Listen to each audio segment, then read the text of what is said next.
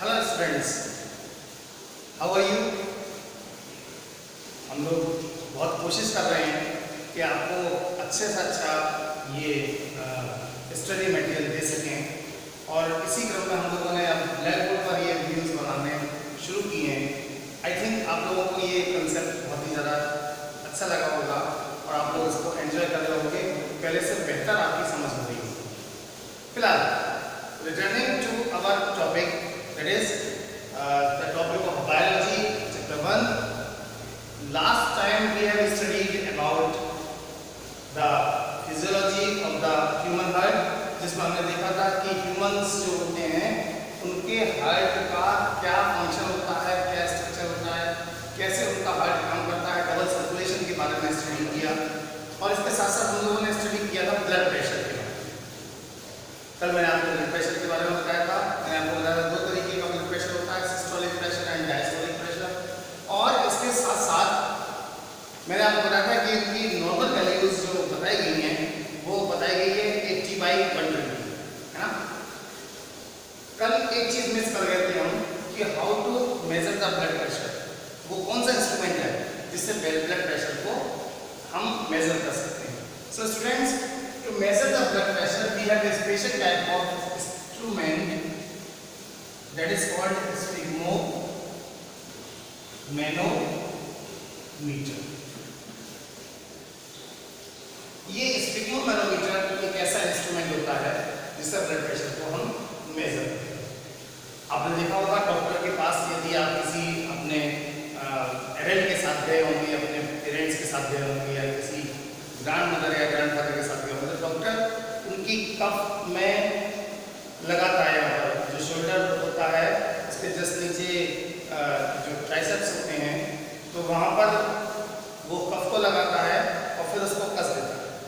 Then he used to pump this with the air. आपने देखा वहाँ पर एक मीटर लगा रहता है जिसमें मरकरी का लेवल राइज करता है। कल मैंने आपको बताया था कि यूनिट जो होती है वो होती है ब्लड प्रेशर की मिलीमीटर ऑफ मरकरी। तो मरकरी राइज करता जाता है मिलीमीटर में और राइज करने के बाद वो ब्लड प्रेशर को फिर वो मेजर कैसे किया जाता है। यहाँ पर वो स्टेथोस्कोप आपने देखा हो, डॉक्टर जो कान में लगा के आपकी इंटरनल ऑर्गन्स की आवाज़ सुनते हैं, वो एपरेटस को हम लोग कहते हैं stethoscope.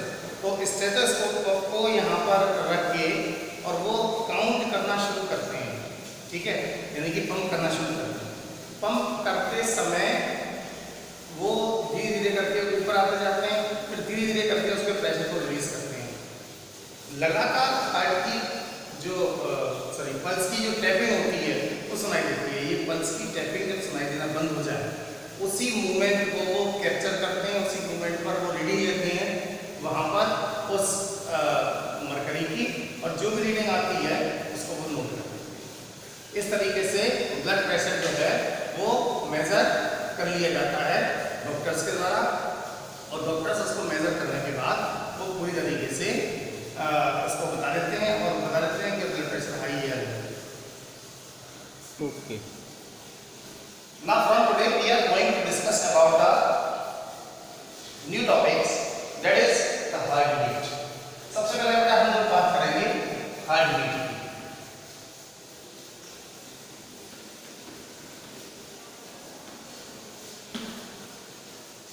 What is heart beat? आपने सुना होगा कि हार्ट जो है वो लगातार अपनी फंक्शनिंग शुरू कर देता है at the embryonic stages, early embryonic stages, यानी कि हमारे जन्म होने से 6 महीने पहले से ही हार्ट बीटिंग शुरू हो जाती है और ये तब तक रहती है जब तक किसी भी व्यक्ति की मौत नहीं होती।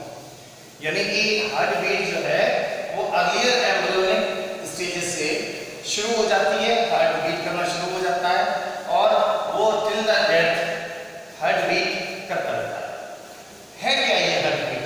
कैसे होती है हार्ट बीट? कैसे प्रोड्यूस होती है हार्ट बीट? आइए जानते हैं। हार्ट बीट जो होती है it is caused by the contraction and expansion. Chambers of the heart. Contraction का मतलब होता है सिकुड़ना, एक्सपेंशन का मतलब होता है फैलना।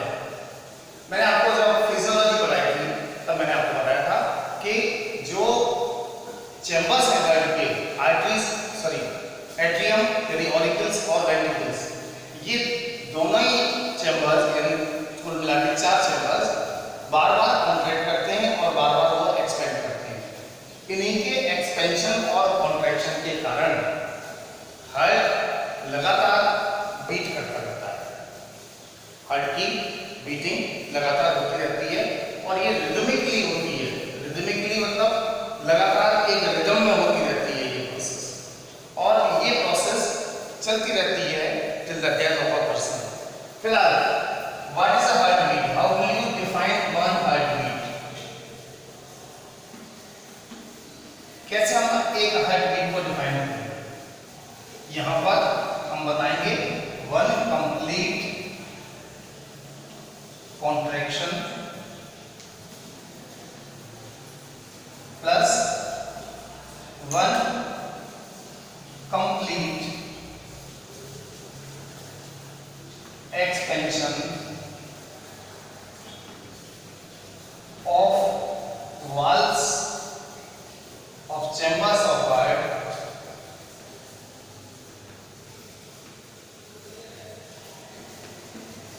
is called as one heartbeat। एक बार सारे के सारे चैम्बर्स कॉन्ट्रैक्ट हो जाएं और एक बार सारे के सारे चैम्बर्स के एक्सपेंड हो जाएं तो ब्लड आने लगे। सिंपल सी बात है, जब कॉन्ट्रैक्ट होगा हार्ट तो ब्लड बाहर निकलेगा और जब एक्सपेंड करेगा हार्ट के चैम्बर्स तो उसमें ब्लड फिर फिल करने लगेगा। तो चैम्बर्स यहाँ पर एक्सपेंड करते हैं, चैम्बर्स यहाँ पर कॉन्ट्रैक्ट करते हैं और इन्हीं कॉन्ट्रैक्शन और एक्सपेंशन के कारण हार्ट बीटिंग होती है। ओके, तो एक बार कंप्लीट कॉन्ट्रैक्शन हो जाए हार्ट के सारे चैम्बर्स का और एक बार कंप्लीट एक्सपेंशन हो जाए, then they will produce a single heart beat. यहाँ पर मैं बताना चाहूंगा आपको कि हार्ट बीट को इजीली सुना जा सकता है with the means of stethoscope. Doctor अपने साथ स्टेथोस्कोप रखते हैं और उस स्टेथोस्कोप पर को अगर हम हार्ट के पास रखें तो we can easily hear the heart beat of a person. अब बात करते हैं इनकी वैल्यूज की। हार्ट बीट की अगर हम बात करें तो नॉर्मल रेट हार्ट बीट की जो है it is considered to be 72 per minute. एक मिनट में 72 टाइम्स हार्ट बीट करता है, लेकिन ये रेट जो है वो इंक्रीज और डिक्रीज भी हो सकती है डिपेंडिंग अपॉन द सिचुएशन कि आप किस सिचुएशन में वर्क कर रहे हैं, how much physical work are you doing. Normally यदि हम स्टेथोस्कोप एक एक्टिविटी भी कर सकते हैं, यहाँ पर क्या एक्टिविटी कर सकते हैं? अगर हमारे पास स्टेथोस्कोप है तो हम अपनी नॉर्मल सर्कमस्टेंसेस पर जब हम रेस्ट कर रहे हो तब उस स्टेथोस्कोप से मेजर करेंगे 1 मिनट की heart beat. It will be around 72 per minute. लेकिन उसके बाद हम 1 किलोमीटर की रन कर रहे हैं, 1 किलोमीटर दौड़ रहे हैं या कोई विगरस फिजिकल एक्सरसाइज कर रहे हैं, स्टेयर्स को चढ़ें, स्टेयर से उतरें, स्टेयर से चढ़ें, स्टेयर से उतरें, लगातार ये करते रहें तो जो हार्ट बीट है यानी दिल की धड़कन है वो अपने आप इंक्रीज कर जाए। आप 1 मिनट के लिए विगरस फिजिकल एक्सरसाइज के बाद भी यदि आप उस हार्ट बीट को मेजर करते हैं उस स्टेथोस्कोप से तो you will see that the heart beat is increased many times in comparison to the heartbeat when you measure it in the state of rest। Rest की स्टेट में जो आपने मेजर किया था उस स्टेट से अब काफी ज्यादा हार्ट बीट इंक्रीज कर गई है।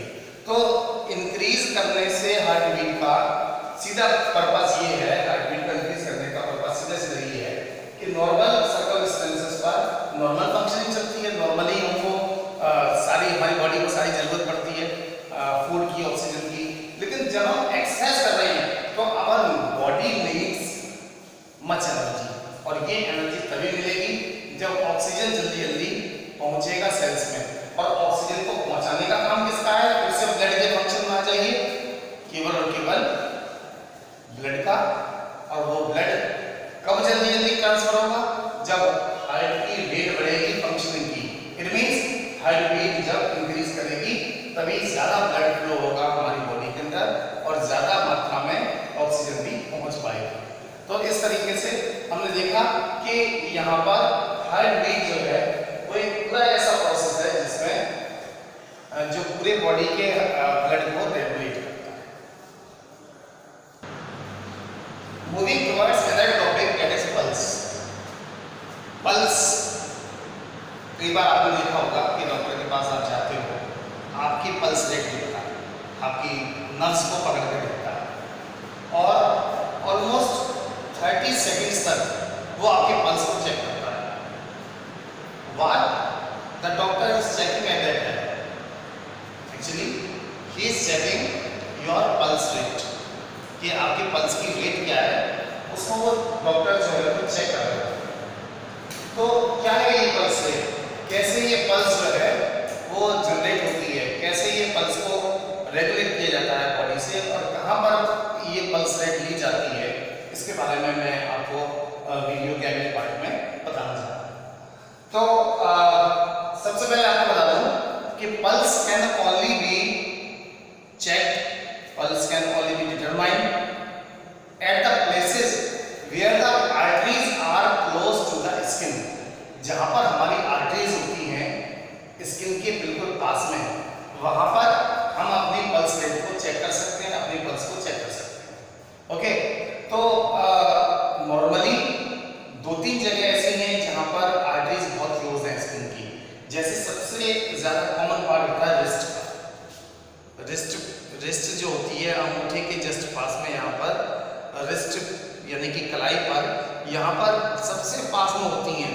साथ ही साथ में गर्दन का एक हिस्सा होता है, वहां पर भी पल्स रेट को लिया जा सकता है, चिन के आसपास भी लिया जा सकता है। तो ये काफी जगह पर पल्स रेट यहाँ पर लिया जाता है। नॉर्मली जो पल्स रेट चेक की जाती है that is on the wrist. ठीक है, अब क्वेश्चन आता है ये पल्स रेट है क्या?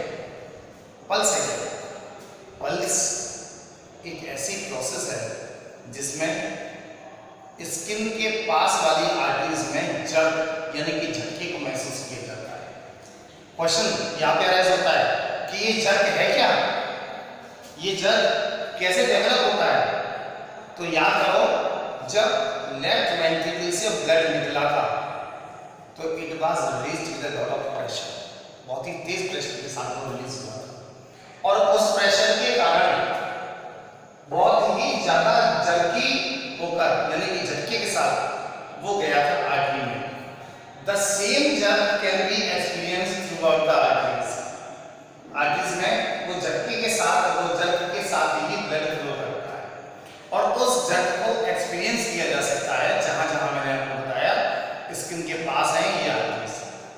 अगर हम बात करें तो अपनी 2 उंगलियों को अगर हम यहाँ रख के अपने राइट हैंड पर रख के या लेफ्ट हैंड पर भी इसको एक्सपीरियंस किया जा सकता है।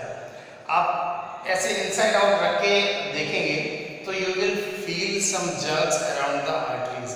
उन आर्टरीज में जर्क्स आप महसूस करेंगे। ध्यान से सुनने पर, टाइम से चेक करने पर आप 1 मिनट में उसकी वैल्यूज को निकाल सकते हैं, लेकिन डॉक्टर ऐसा नहीं करते। डॉक्टर केवल 30 सेकेंड करते हैं। 30 सेकेंड के बाद वो उसको डबल कर देते हैं, यानी मान लीजिए 36 वैल्यूज आ रही है, 36 वैल्यूज आ रही है तो वो बढ़ के वो 72 हो जाएगी पर मिनट, यानी डबल कर देंगे उसका। तो इसी तरीके से आप भी अपने पल्स रेट को चेक कर सकते हैं। यहाँ पर फिर से बता दूं मैं आपको, जो नॉर्मल पल्स रेट है वो बिल्कुल हार्ट बीट की तरह ही है, 72 पर मिनट। 72 पर मिनट ये नॉर्मल पल्स रेट होती है। ओके, तो ये नॉर्मल पल्स रेट को आप कैलकुलेट करें। यहाँ पर भी एक एक्टिविटी बनती है। एक्टिविटी क्या है कि आप रन करने के बाद, दौड़ने के बाद अपनी पल्स रेट को चेक करेंगे और एक बार चेक करेंगे पल्स रेट को तब जब आप रेस्ट पोजीशन में। तो you will get some variation. ये आपके लिए एक्टिविटी है, ये दोनों ही एक्टिविटीज आपको करनी है, हार्ट बीट वाली और पल्स रेट वाली। And you will C, you will make a chart of this. एक चार्ट बनाएंगे आप और चार्ट पर आप दोनों वैल्यूज को लिखेंगे and you will find the difference that after vigorous exercise, after physical work, your pulse rate as well as heart beat is increased. तो आपने देखा कि ये पूरा पल्स के बारे में और पल्स रेट के बारे में मैंने आपको बताया। So student, moving towards the other topic of this chapter, that is lymphatic system. अभी तक आपने जो ह्यूमंस में पढ़ा था, that was blood vascular system, वो आपने पढ़ा था blood vascular system के बारे में। ब्लड के अलावा एक और फ्लूइड है जो हमारी बॉडी में फ्लो करता है, and that is lymph। इसके पूरे सिस्टम को जिसमें lymph फ्लो होता है उसको हम lymphatic system कहते हैं। So first of all, I would like to tell you about the components of this lymphatic system. अगर lymphatic system की बात करें तो there are four main components of lymphatic system, that is lymph, which is known as tissue fluid। अभी बताऊंगा आपको क्या क्यों इसको tissue fluid भी कहा जाता है। The second one is lymph capillaries।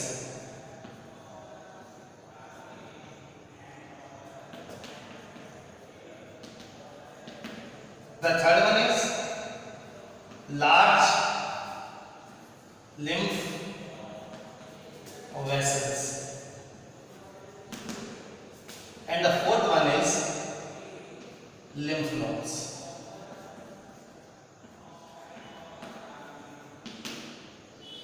ये चार कंपोनेंट हैं लिम्फेटिक सिस्टम के। सबसे इंपॉर्टेंट पार्ट यहाँ पर जो लिम्फेटिक सिस्टम का है, दैट इज लिम्फ। आइए जानते हैं इस लिम्फ के बारे में कि क्या क्या इस लिम्फ में होता है, कैसे ये बनता है।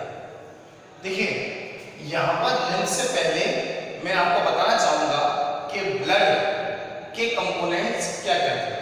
अगर हम बात करें ब्लड के कंपोनेंट्स की तो ब्लड के कंपोनेंट्स में आरबीसी, डब्ल्यूबीसी,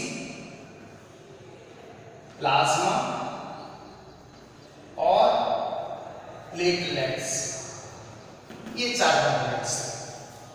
ओके, इन चार कंपोनेंट्स में से आरबीसी का साइज बड़ा होता है, it is larger in size, लेकिन डब्ल्यूबीसी, प्लाज्मा और platelets they can easily penetrated from the capillaries। जो छोटी छोटी ब्लड वेसल्स होती हैं कैपिलरीज, उनके बारे में मैंने आपको बताया था। उन कैपिलरीज में से पोर्स के द्वारा ये आरबीसी, डब्ल्यूबीसी, प्लाज्मा और प्लेटलेट्स ये यहाँ से पेनिट्रेट हो जाती हैं, यहाँ से निकल जाती हैं, फिल्टर हो जाती हैं और फिल्टर हो जाने के कारण ये सारा का सारा मटेरियल पहुंच जाता है टिश्यूज में और टिश्यूज के साथ जमा हो जाता है। क्योंकि ये टिश्यूज में पहुंच जाता है इसलिए इस पूरे कंपोनेंट ऑफ ब्लड को टिश्यू फ्लूइड कहते हैं या इसको लिम्फ के नाम से भी जानते हैं। RBC being bigger in size, it cannot be filtered out from these capillaries, so therefore these RBCs are not in the components of the lymph, only WBC, plasma and platelets are there। इसके अलावा यहाँ पर कुछ special तरीके के sales होते हैं, they are called as lymphocytes। ये lymphocyte सेल्स होते हैं, ये लिम्फ में और एड ऑन हो जाते हैं यानी कि जुड़ जाते हैं। तो मेन कंपोनेंट इसकी प्लाज्मा, WBC, प्लेटलेट्स और लिम्फोसाइट सेल्स की होती है। लिम्फोसाइट सेल्स के बारे में आपको बता दूं, they are acting just like the soldiers of our body। जैसे आपने WBC के बारे में पढ़ा था, लिम्फोसाइट सेल्स भी जो होते हैं वो ऐसे सेल्स होते हैं जो फॉरेन मटेरियल को बिल्कुल पूरी तरीके से नष्ट कर देते हैं। So they are providing the immunity to our body, है ना। अब बात करते हैं, ये बात हो गई लिम्फेटिक सिस्टम में लिम्फ की। इसके बाद बात आती है कि लिम्फ फ्लो कहाँ करता है। अभी मैंने आपको बताया ये टिश्यूज में चारों तरफ पाया जाता है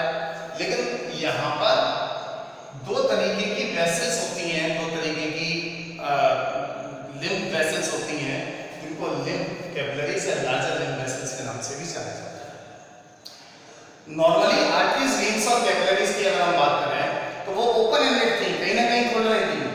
दे are closed ended, these lymph vessels are closed ended. इनका कोई भी एंड्स इनके ओपन नहीं होते, क्लोज होते हैं।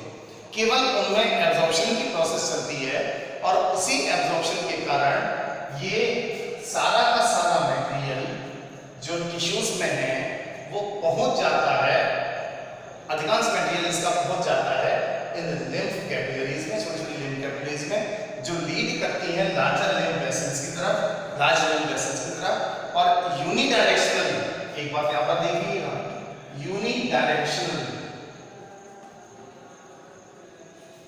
फ्लो हो जाता है इस पूरे के पूरे लिम्फ का, एक ही डायरेक्शन में फ्लो करता है ये, ठीक है। ब्लड में देखा था blood is moving all to all the parts of the body, लेकिन यहाँ पर अगर हम लिम्फ की बात करेंगे तो it has a unidirectional flow, एक ही डायरेक्शन में फ्लो करता है। तो बड़े बड़े मॉलिक्यूल्स, प्रोटीन्स के, फैट्स के, इनको छोड़कर बाकी ज्यादातर मटेरियल्स इन लिम्फ कैपिलरीज में चला जाता है, transferred to the larger lymph vessels. और यहाँ पर देखने वाली बात क्या है कि कोई भी पंपिंग सिस्टम नहीं है। आपने देखा था कि ब्लड वेस्कुलर सिस्टम में हमारे पास पंपिंग सिस्टम के रूप में हार्ट पाया जाता है, लेकिन यहाँ पर कोई हार्ट नहीं है, कोई पंपिंग सिस्टम नहीं है।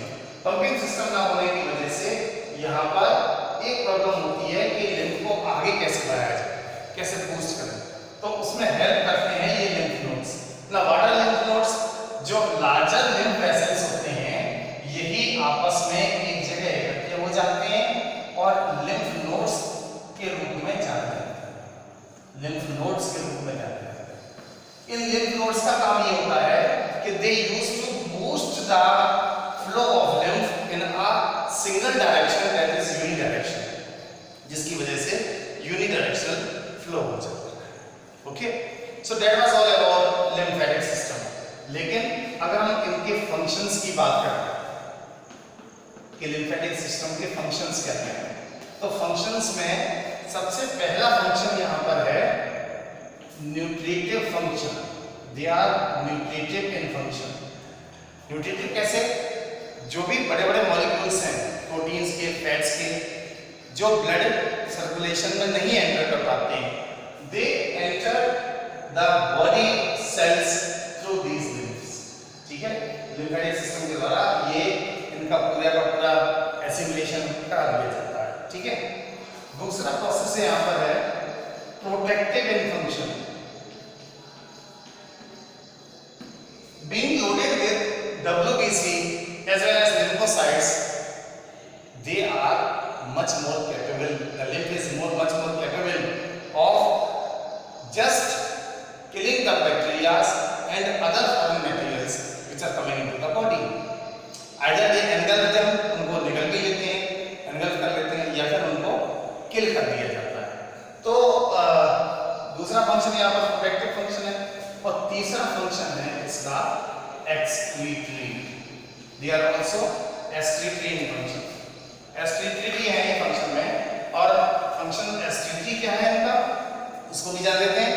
excretory फंक्शन की अगर हम बात करें तो डेड फ्रैगमेंट्स, टूटे हुए टुकड़े होते हैं जो सेल्स के, ये सारे के सारे ऐसे होते हैं जो नहीं ट्रांसपोर्ट हो पाते हैं, but they can easily be transported through the lymphatic system.